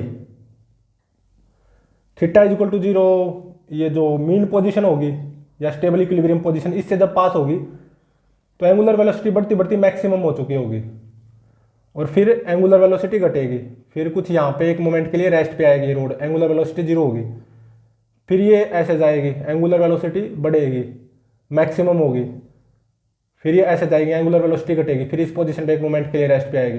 तो कुल मिला के ये रोड ऐसे ऑसिलेटरी मोशन परफॉर्म करती रहेगी about this axis of rotation, ठीक है, ऐसे रोटेशनल मोशन परफॉर्म करेगी और ये ऑसिलेटरी मोशन होगा। ये रोड इस एक्सिस के अबाउट ऐसे लगातार, अगर इसको रोका ना जाए, ऐसे रोटेट करती रहेगी ऐसे ऐसे, ठीक है। तो देखो जब ये मीन पोजीशन से पास हो रही है ना तो एंगुलर वेलोसिटी मैक्सिमम होगी, देख लो, इस पोजीशन पे एक मोमेंट के लिए रेस्ट पे आएगी, इस पोजीशन पे एंगुलर वेलोसिटी जीरो होगी और इस पोजीशन पे, और कुल मिला के ये इस एक्सिस के अबाउट ऐसे रोटेट करती ही रहेगी, इसको ये रुकने वाली नहीं है अगर इसको ना रोका जाए, ठीक है। और मैकेनिकल एनर्जी कंजर्व्ड भी रहेगी क्योंकि इस पे कौन से फोर्स एक्ट कर रहे हैं, ऐसे क्यू ई और ऐसे क्यू ई, दोनों इलेक्ट्रिक फोर्स है कंजर्वेटिव, उनकी वजह से इसको केवल टॉर्क मिल रहा है, नेट फोर्स तो जीरो ही है, इसलिए ये केवल रोटेशनल मोशन परफॉर्म कर रही है इस एक्सिस के अबाउट और ये रुकने वाली नहीं है, ऐसे ऐसे करती रहेगी, ठीक है। तो दूसरे पार्ट में क्या फाइंड आउट करना है, जब ये इस स्टेबल इक्विलिब्रियम पोजीशन से पास होगी ना theta is equal to zero, obviously angular velocity maximum होगी, देख सकते हो, लेकिन कितनी होगी, ओमेगा मैक्सिमम, और ओमेगा एंगुलर वेलोसिटी मैक्सिमम कब होगी, जब ये स्टेबल इक्विलिब्रियम पोजीशन से पास हो रही है, देख सकते हो, चाहे ऐसे करके पास हो रही है या ऐसे करके पास हो रही है, तो theta is equal to zero position पे ही होगी, ये हमें पता चल गया। हालांकि पूछ ये रखा है कि मैक्सिमम एंगुलर वेलोसिटी कितनी होगी, हाँ ये मेरे को पता चल गया, theta is equal to zero जब ये स्टेबल इक्विलिब्रियम पोजीशन से क्रॉस कर रही होगी ना, चाहे ऐसे या ऐसे, चाहे जाते वक्त या आते वक्त, तो तब इसकी एंगुलर वेलोसिटी मैक्सिमम होगी, लेकिन कितनी होगी। तो एक बार क्या फाइंड आउट करो, moment of inertia find out करो इस सिस्टम का, इस एक्सिस के अबाउट। यूनिफॉर्म रोड है, मास m, लंबाई l, उसका कितना आएगा, ml square by 12 about centre of mass, plus यहाँ पे पॉइंट चार्ज है क्यू, यहाँ पे माइनस क्यू पॉइंट चार्ज है, दोनों का मास क्या सेम mm, तो इनका भी मोमेंट ऑफ इनर्शिया आएगा, तो प्लस m l बाय 2 का square plus m l by 2 का स्क्वायर, तो ये कितना आ जाएगा, ml स्क्वायर बाय 12 प्लस 2ml स्क्वायर बाय 4, ठीक है, प्लस ml स्क्वायर बाय 2, ठीक है ना। तो ml स्क्वायर बाय 2 को कॉमन ले लो, 1 प्लस 1 बाय 6, ठीक है, ठीक है ना। तो ml स्क्वायर बाय 2, 6 कम 6 प्लस 1 7, 7 बाय 6, तो 7 ml स्क्वायर बाय में 12, ये आ गया moment of inertia. Moment of inertia क्या आ गया, 7 ml स्क्वायर बाय 12 इस सिस्टम का, इस एक्सिस के अबाउट। सिस्टम में क्या क्या शामिल है, ये रोड जिसकी लंबाई l, यूनिफॉर्म रोड, मास m, और रोड के दो एंड्स पे पॉजिटिव और नेगेटिव चार्ज है, दोनों का मास क्या है, सेम। तो इस एक्सिस के अबाउट मोमेंट ऑफ इनर्शिया इस सिस्टम का आएगा 7 ml स्क्वायर बाय 12, ठीक है।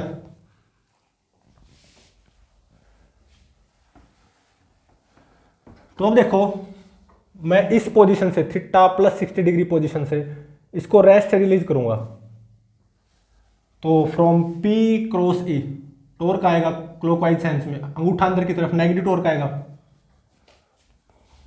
Eight theta is equal to plus 60 degree position, ये ध्यान रहे, मतलब ये पोजीशन इस इलेक्ट्रिक डायपोल की ये जो पोजीशन होगी थीटा प्लस 60 डिग्री, तो नेट टॉर्क क्या आएगा, minus P E sine theta, minus P E into में साइन थीटा, थीटा कितना 60 डिग्री, साइन 60 होगा √3/2, ठीक है। और P कितना आ जाएगा, electric dipole moment Q into में ये सेपरेशन, ये कितनी है L, ठीक है। तो P कितना आ गया, Q इंटू में L, ठीक है। तो Q इंटू में L, और ये किसके बराबर होगा, I 7 ml square by 12 into में alpha, net torque is equal to I into में अल्फा। इस theta is equal to plus 60 degree position पे नेट टॉर्क ये आया है from minus P E sine theta, और पी कितना, Q इंटू में L, इलेक्ट्रिक डायपोल मोमेंट। और नेट टॉर्क क्या होता है, आई इंटू में अल्फा, क्योंकि इसको मैंने यहां से रेस्ट रिलीज किया, यहां पे अब एक्सटर्नल एजेंट का कोई हाथ नहीं है, ठीक है। आई इंटू में अल्फा, तो अल्फा देखो यहां से क्या आ जाएगा, ये L यहां पे पहुंच जाएगा, ठीक है। तो एक L से एक L कैंसिल हो रहा है, तो 7 ml बाय 12, ठीक है। ये L यहां पे पहुंच गया ना, इंटू में अल्फा, और ये 2 यहां पे पहुंच जाएगा, तो इंटू में 2 is equal to minus √3 EQ, ठीक है। तो इस 12 को यहां पे लिख दो, और ये 2 यहां पे, ठीक है, ठीक है ना। ये 2 यहां पे पहुंच गया, और ये 12 यहां पे, और 7 ml यहां पे आ गया, तो ये अल्फा आ जाएगा, 2 छिक्के 12। तो देख लो क्या क्या कट रहा है, तो ये अल्फा आएगा -6√3 बाय में 7 ml QE, यही आ रहा है, -6√3 QE by 7 ml। Alpha negative आना भी चाहिए, -6√3 QE by 7 ml at theta is equal to plus 60 degree position पे। जब मैं इसको यहां से रेस्ट रिलीज करूंगा, एक्सटर्नल एजेंट का अब कोई हाथ नहीं है, उसने तो इसको यहां से रेस्ट रिलीज किया एक्सटर्नल एजेंट ने, तो at theta is equal to plus 60 degree इस पोजीशन पे जो इसका एंगुलर एक्सेलरेशन होगा ना इस रोड का, वो इतना होगा, नेगेटिव आया है और आना भी चाहिए, ठीक है।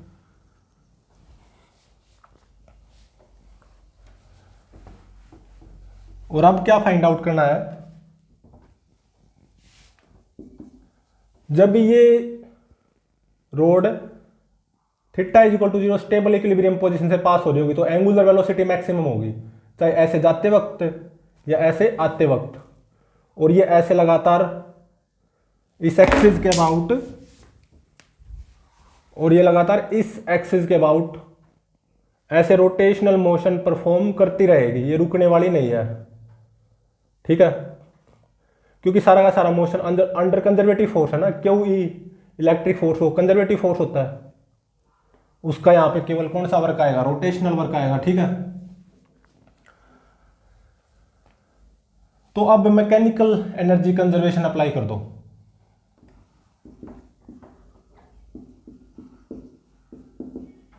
ठीक है। मैकेनिकल एनर्जी कंजर्वेशन क्यों अप्लाई कर रहा हूं, यहां पे एक्सटर्नल एजेंट का कोई हाथ नहीं है, ये केवल जो वो इलेक्ट्रिक फोर्स कंजर्वेटिव फोर्स है ना उसके अंडर लगातार ऐसे रोटेट करती रहेगी। मैकेनिकल एनर्जी मतलब कंजर्व रहेगी, कांस्टेंट रहेगी, क्योंकि इलेक्ट्रिक फोर्स कंजर्वेटिव फोर्स होता है, उसी के अंडर तो ये प्योर रोटेशनल मोशन है, और ये लगातार ऐसे ओसिलेट करती रहेगी, मतलब ऐसे रोटेशनल मोशन परफॉर्म करती रहेगी। जब ये मीन पोजीशन से पास हो रही है, मीन पोजीशन से जब ये पास हो रही है ना, तो चाहे ऐसे जाते वक्त या ऐसे आते वक्त एंगुलर वेलोसिटी क्या होगी, मैक्सिमम, क्योंकि एंगुलर एक्सेलरेशन 0 हो जाएगा ना, टॉर्क 0 हो जाएगा स्टेबल इक्विलिब्रियम पोजीशन पे, ठीक है। तो मैकेनिकल एनर्जी कंजर्वेशन अप्लाई कर दो। तो देखो ये जो पोजीशन है मैंने इसको यहां से रेस्ट रिलीज किया था, तो इस पोजीशन पे मैकेनिकल एनर्जी क्या होगी, रोटेशनल काइनेटिक एनर्जी तो जीरो हो जाएगी क्योंकि रेस्ट रिलीज किया, प्लस पोटेंशियल एनर्जी क्या हो जाएगी माइनस पी कितना क्यू इंटू में एल ई कोस थीटा, कोस 60 कितना होगा 1/2, ठीक है, इज इक्वल टू जब ये रोड इस पोजीशन से पास हो रही होगी stable equilibrium position theta is equal to 0 या मीन पोजीशन भी बोल सकते हो, तब एंगुलर वेलोसिटी मैक्सिमम होगी लेकिन एंगुलर एक्सेलरेशन 0 होगा। तब मैकेनिकल एनर्जी क्या होगी, रोटेशनल काइनेटिक एनर्जी मैक्सिमम आएगी 1/2 I 7 mL² इंटू में ओमेगा मैक्सिमम स्क्वायर, ठीक है, rotational kinetic energy plus potential energy इस पोजीशन पे थीटा 0 है ना, तो पोटेंशियल एनर्जी क्या हो जाएगी cos 01 माइनस पीई हो जाएगी, ठीक है। तो यहां से ओमेगा मैक्सिमम निकाल लो और P कितना QL, ठीक है ना, QL। तो यहां से देखो 7 mL²/24 ओमेगा स्क्वायर मैक्सिमम, ये कितना आ गया, ये QEL इस तरफ प्लस हो जाएगा और QEL को कॉमन ले लो तो 1 - 1/2, ठीक है ना, 1 - 1/2 1/2, तो QEL/2 हो गया, ये QEL/2, ठीक है। ये L स्क्वायर यहाँ पे डिवाइड में आ जाएगा, एक L से एक L कैंसिल हो जाएगा, ठीक है, और ये 24 यहाँ पे मल्टीप्लाई में आ जाएगा, ठीक है, और ये 7m यहाँ पे डिवाइड में आ जाएगा 7m, तो ओमेगा स्क्वायर मैक्सिमम ये आ गई, तो ओमेगा मैक्सिमम क्या हो जाएगा, इसका रूट कर लो, तो ये 24 2 से कट जाएगा 12 पे, ठीक है, तो ये आ जाएगी √12 QE में 7 mL,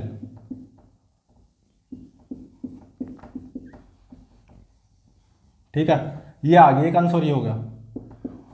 और यहां पे ध्यान रहे इसकी जो मैकेनिकल एनर्जी है ना वो कंजर्व रहेगी, जब ये मीन पोजीशन से पास होगी तो रोटेशनल काइनेटिक एनर्जी मैक्सिमम होगी, मतलब एक तरह से एंगुलर वेलोसिटी मैक्सिमम होगी, ओमेगा मैक्सिमम इतनी होगी, और पोटेंशियल एनर्जी मिनिमम होगी जब ये पास हो रही होगी किससे, मीन पोजीशन या स्टेबल इक्विलिब्रियम पोजीशन से, चाहे ऐसे जाते वक्त या ऐसे आते वक्त, ठीक है। और जब ये इस पोजीशन पे एक मोमेंट के लिए रेस्ट पे आएगी थीटा प्लस 60 डिग्री पे, तो रोटेशनल काइनेटिक एनर्जी मिनिमम होगी 0, और मतलब एक तरह से एंगुलर वेलोसिटी 0 होगी, लेकिन पोटेंशियल एनर्जी मैक्सिमम होगी, ठीक है। और इस पोजीशन पे भी एक मोमेंट के लिए रेस्ट पे आएगी थीटा -60 डिग्री पे, तो रोटेशनल काइनेटिक एनर्जी मिनिमम होगी 0, एंगुलर वेलोसिटी 0 होगी जब ये यहाँ पे इस पोजीशन पे एक मोमेंट के लिए रेस्ट पे आएगी, लेकिन पोटेंशियल एनर्जी मैक्सिमम होगी जो भी होगी। हाँ ये ध्यान रहे, ये ऐसे इस एक्सिस के अबाउट ऐसे लगातार रोटेशनल मोशन परफॉर्म करती रहेगी, ऐसे ओसिलेटरी मोशन, ये रुकने वाली नहीं है, ठीक है। और मैकेनिकल एनर्जी कंजर्व रहेगी, मैकेनिकल एनर्जी कंजर्वेशन का ही तो यूज किया मैंने यहाँ पे, ठीक है ना, तभी तो ये ओमेगा मैक्सिमम निकल पाया जब ये theta is equal to 0 stable equilibrium position से पास हो रही होगी मीन पोजीशन से, चाहे ऐसे जाते वक्त या ऐसे आते वक्त, जो मैक्सिमम एंगुलर वेलोसिटी होगी इस पूरे सफर में, और वो इतनी होगी, ठीक है। तो नेक्स्ट लेक्चर में हम डाइपोल ऑसिलेशंस को पढ़ेंगे, तो प्लीज चैनल को लाइक शेयर और सब्सक्राइब जरूर करें।